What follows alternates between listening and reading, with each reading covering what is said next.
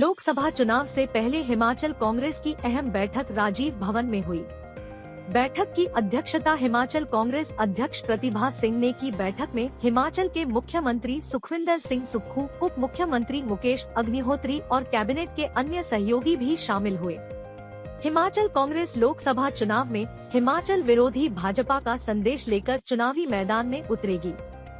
उन घरों को बचाने का काम किया जो घर उजड़ गए थे। 4000 घरों को बचाने के लिए हमने केंद्रीय नियमों की परवाह न करते कानून बदल दिया और 1.5 लाख रुपए की जो सहायता आज भी केंद्र के द्वारा मकान बनाने के लिए मिलती है प्रधानमंत्री आवास योजना के तहत हमने अपने संसाधनों से उसको 7 लाख किया।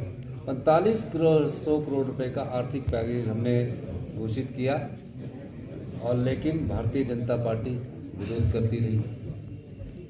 फिर देखिए हमने जो केंद्र सरकार के नियम है पोस्ट डिजास्टर यानी कि आपदा के बाद जो पैसा मिलना चाहिए, कानून बनाया कि जिस भी प्रदेश में आपदा आती है उसमें केंद्र सरकार का बजटीय प्रावधान होता है। उसके तहत कानून बनाया गया है कि इस कानून के तहत आप ऑनलाइन भरिए।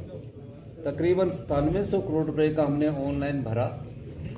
ऑनलाइन भरने के बाद भी जो हमको 9700 करोड़ में हमें उम्मीद थी कि कम से कम हमें 5000 करोड़ तो पहली किस्त में दिसंबर तक आ जाएगा, वो दिसंबर में मिलना चाहिए था। जबकि और राज्यों में जब आपदा आती है तो दिसंबर में वो बजटीय प्रावधान कर दिया जाता है।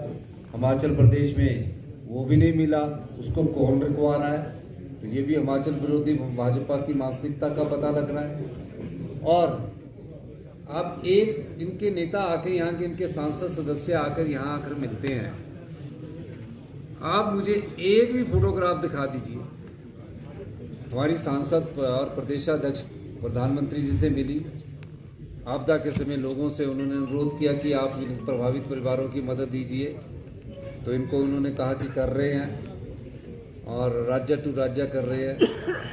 आप एक भी सांसद बता दीजिए तीनों सांसदों में से, चाहे वो शिमला का है, चाहे वो हमीरपुर का है, चाहे वो कांगड़ा का है, कि कम से कम जो इसी के साथ तीनों सांसद इकट्ठे होकर जाते और गृह मंत्री अमित शाह जी से अनुरोध करते कि आपदा प्रभावित परिवारों को कुछ राहत तो दी जाए।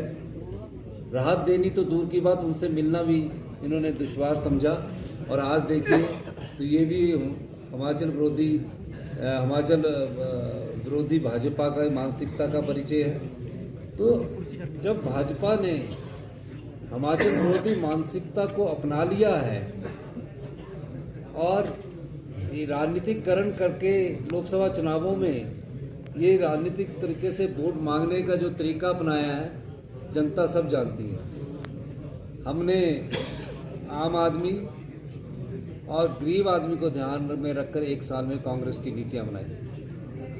ये पहली बार हुआ आज हमने अपने कैडर को बताया कि कांग्रेस पार्टी की जो दूध का मिल्क आज़ादी के बाद से पहली बार 6 रुपये बढ़ाया हमने, 6 रुपये। अभी दूध जो फेडरेशन खरीदती थी 32 रुपये खरीदती थी, हमने उसको बढ़ाकर 36 रुपये की।